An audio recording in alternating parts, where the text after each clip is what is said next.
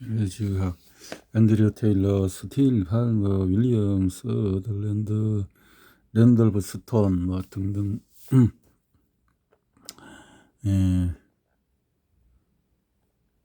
현대어의 보안 대체요법에서 사용되는 가장 중요한 일부 개념들은 정골의학을 설립한 앤드류 테일러 스틸 1917년까지 의해서 탄생이 되었다. 스틸 이렇게 있었네. 정골의학. 그는 강한 영적 배경을 가지고 있었으며 캔자스 주에 최초로 살았던 백인 남성들 중에 한 명으로서 그 당시 아메리카 원주민 치료사들에게 영향을 받았을 가능성이 크다. 그는 약물에 대한 심한 혐오감을 갖고 있었기 때문에 많은 문제를 불러일으켰다. 야하고 비슷하네. 그는 사람들은 그의 정골 기술 매니플레이션 정골 기술과 그 솜씨가 만들어낸 놀라운 결과를 이해하지 못했다. 한 여자가 그에게 최면술인지 물어봤는데 그는 네 부인, 저는 하루에 고관절을 17개씩 맞춘답니다. 고관절을 무엇이든지 효과가 있다면 그건 효과가 있는 것이다. 랜돌프 스돈. 효과가 있는 것이다. 이렇게 뭔가가 되어진다. 뭔가 치료가 된다. 이 말이죠. 그렇다면 그것은 효과가 있는 것이다. 그의 동료들과 제자들 그리고 그의 제자들을 통해서 스틸의 가르침이 미친 영향을 추적해 볼 수 있다. 이 계보의 유명한 인물로는 스틸의 학생이었던 윌리엄 가너 서덜랜드가 있다. 1900년경 서덜랜드는 더 깊게 파헤치라는 멘토의 제안을 받아들여서 정골의학의 원리를 두개골까지 확장하게 되었으며 이것이 1차 호흡 기전이라고 일컬어지는 것을 그가 알아내게 되는 원동력이 되었다. 서덜랜드는 두개골에서의 정골의학이라는 고전을 집필하였다. 정골. 팔머는 카이로프랙틱을 확립하는 데 중요한 역할을 했다. 랜돌프 스톤은 극성요법을 개발했다. 그는 열정적인 학생이어서 정골의학 의사, 카이로프랙틱 의사, 자연학 의사가 되었다. 그는 다른 문화권의 의학적인 통찰들을 수집하기 위해서 전 세계를 두루 여행했다. 그의 좌우명은 무엇이든지 효과가 있다면 그건 효과가 있는 것이다 였다. 스틸, 서더랜드, 팔머, 스톤 등과 같이 창의적이고 선견지명이 있는 사람들은 모두 에너지 의학에 있어서의 깊은 이해와 경험을 갖추고 있었으며 그들의 발견은 전 세계 헬스케어에 지대한 영향을 미치고 있다.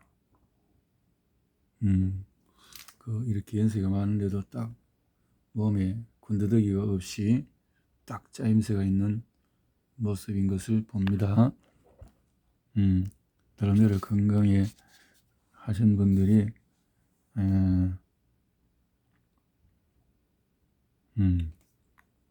레이키의 시작.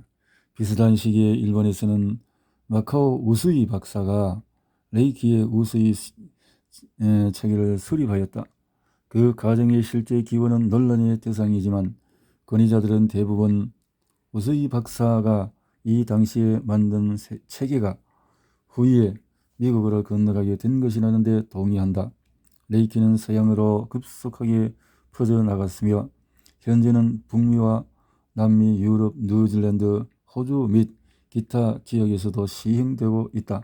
현재 전 세계에 수백만 명의 레이키 마스터가 있다.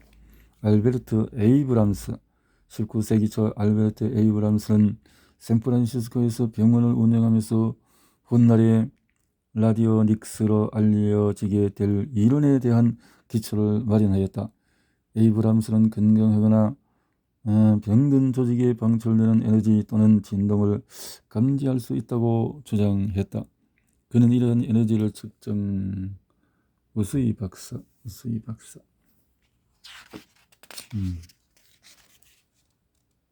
로베르트 에이브람스 박사 진동을 통해서 질병의 증으로 체계적인 해석을 할 수 있는 장치를 발명했다. 에이브람스의 장치 작동은 기존의 생물학과 물리학의 원칙에 위배된다고 이야기하고 있으며 과학적으로 타당한 작용 기전은 없는 것으로 알려져 있다. 어떤 라디오닉스 장치도 질병의 진단이나 치료에 있어서 효과적이라고 밝혀진 바가 없다고 자주 공표되고 있으며 미국 식품의약청은 어떠한 합법적인 의학적인 적용도 인정하지 않는다. 대부분의 의사들은 라디오닉스를 완전 엉터리라고 일축한다. 그러나 역사상 가장 위대한 과학자들과 임상의들 일부도 그와 같은 평가로 비난받은 적이 있다는 것을 명심해야 한다. 실제로 기득권층이 거부했다는 사실이 종종 중요한 발견이 이루어졌음을 알리는 징후가 되어 왔다는 사실을 역사가 보여준다. 발견이란 그 정의를 따르지만은 현존하는 지식과 상충되어야 한다. 알베르트 센트죄르지 1972년인데 프란츠 안톤 메스머는 동물 자기를 발견했으나 여전히 많은 사람에 의해서 사기꾼 취급을 당하고 있다. 그러나 이제는 다들 동물 주변에는 생체의 자기장이 흐른다는 그의 말이 옳았다는 것을 안다. 그리고 메스머리즘 혹은 최면술은 여전히 널리 사용되고 있다. 에이브람스와 메스머는 사기꾼, 가짜 돌팔이였을까? 아니면 시대를 앞선 선구자였을까? 제명한 작가인 업던 싱클레어 1968년은 그의 절친이자 캘리포니아의 유명한 시인인 조지 스털링이 그에게 보낸 편지를 통해서 에이브람스가 하고 있는 연구에 대하여 극찬하는 이야기를 접하게 되었다. 나는 다시는 결코 어떤 질병에 걸리는 것에 대해서 두려워하지 않겠어. 왜냐하면 에이브람스는 이리 주면은 치료해낼 테니까. 그가 의학에 엄청난 혁명을 일으켰고 앞으로도 10개 중에 9개의 수술은 필요 없어질 것 같아. 그의 진단은 100% 정확해. 싱클리어는 이러한 언급이 너무 극단적으로 보고 진지하게 받아들이지 않았다. 그러나 에이브럼스에 대한 이러한 찬사를 한 10 내지 12년 정도 계속 듣게 되자 싱클리어는 조서차 샌프란시스코에 가보기로 결정했다.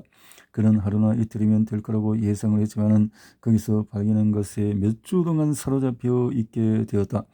만약에 긴급한 일로 집에서 그를 부르지 않았다면 그는 더 오래 머물렀을 것이다. 싱클리어는 에이브람스의 연구에 매우 감명을 받아서 1922년 6월 피어슨 매거진에 대단히 흥미로운 에세이를 실었다. 그는 다음과 같은 결론을 내렸다. 한 가지 금방 명확해진다. 사기라는 것은 배제되어야 한다는 것이다. 에이브람스의 작업을 살펴보기 위해서 와서 앉아있는 의사들과 이야기를 나누어 보라. 여기에는 왜 오셨습니까? 라고 물으면 그 의사는 이렇게 대답한다. 에이브람스에게 혈액 샘플을 몇 번 보냈는데 그의 진단이 매번 맞았습니다. 거기 있는 다른 의사에게 물어보아도 같은 대답을 듣게 된다. 또 다른 의사에게 물으니 일리노이에 있을 때 그가 내 암을 진단하여 치료해서 그것에 대해서 배우러 왔습니다. 라고 말했다. 여기 있는 의사들 중에서 절반은 무언가 치료를 받았고 몇 명은 치료 중이다. 싱클레어는 에이브람스의 작업과 그의 온화한 성품, 과학적 엄격함에 확실히 깊은 감동을 받았다. 거기서 일어나는 기적을 목격했기 때문에 그는 에이브람스 클리닉을 경이로움의 집이라고 불렀다. 급기야는 샌프란시스코의 의사들은 에이브람스를 미쳤다고 말하기 시작했다.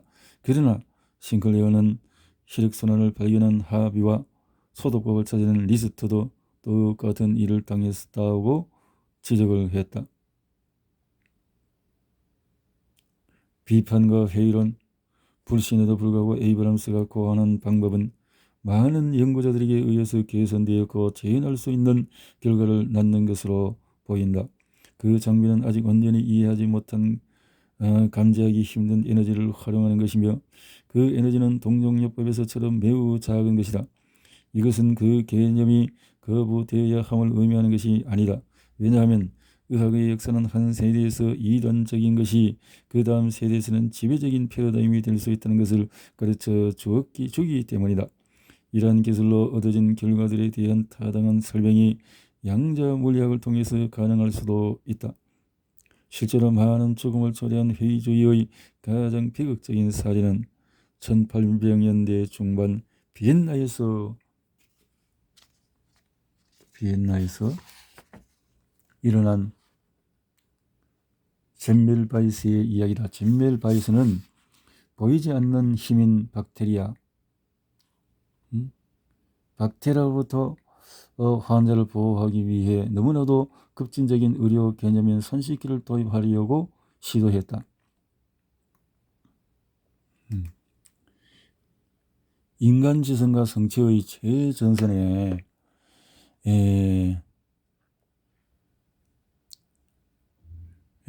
서 개척자들의 투쟁이 없었다면 과학, 의학, 기타 여러 분야에서 우리가 가치를 두는 대부분의 것들을 결코 사용할 수 없었을 것이다.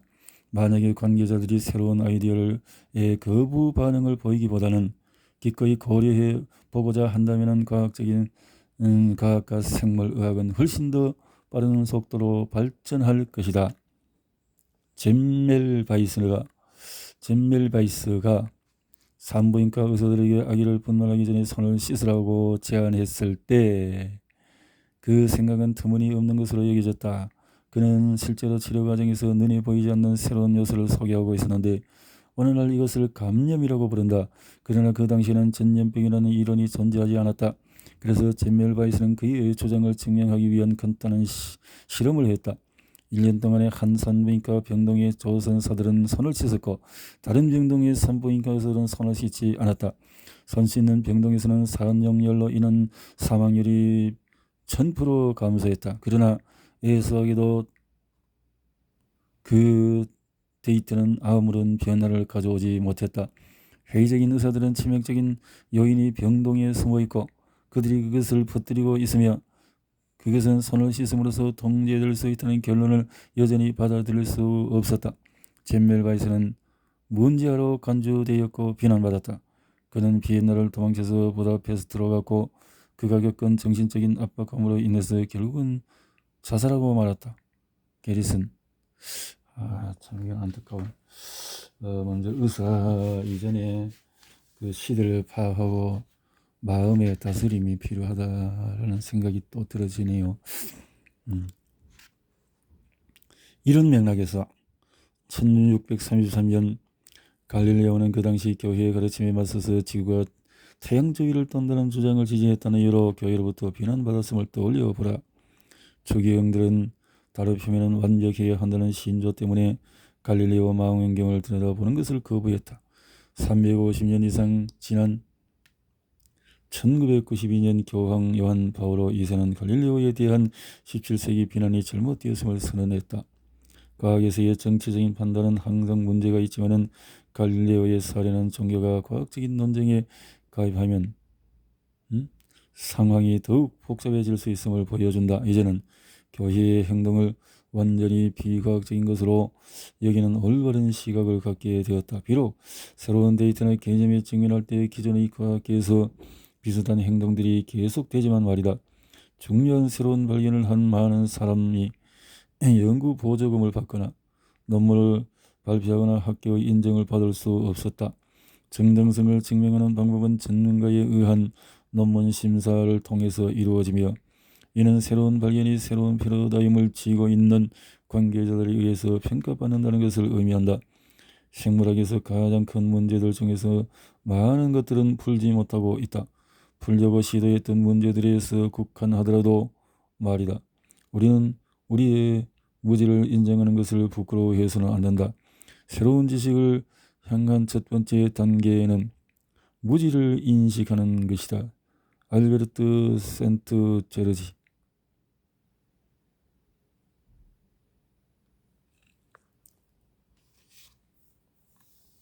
에이브람스 블랙스너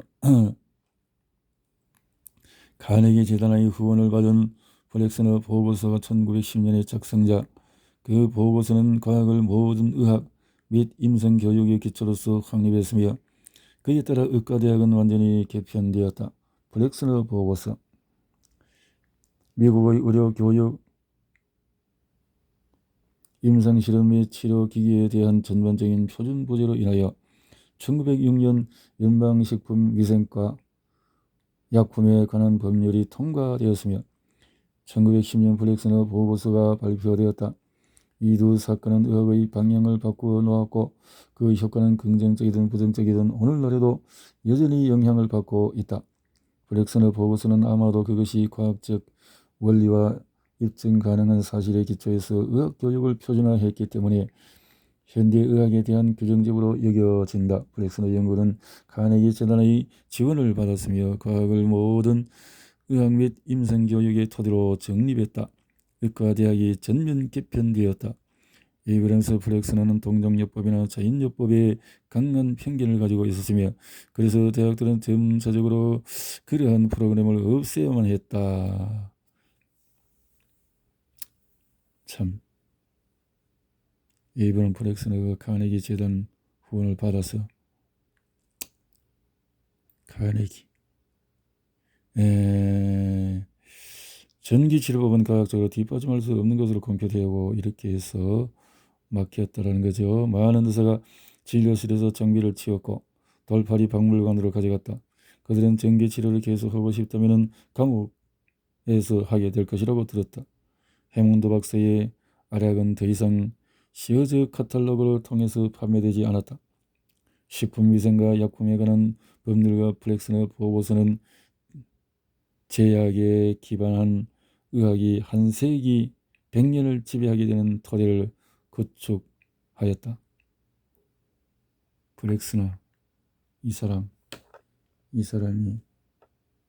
영혼을 두고 많은 사람의 지탄을 받겠군요.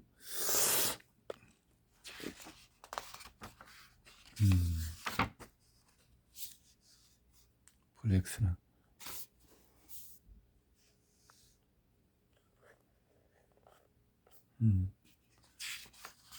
전기생각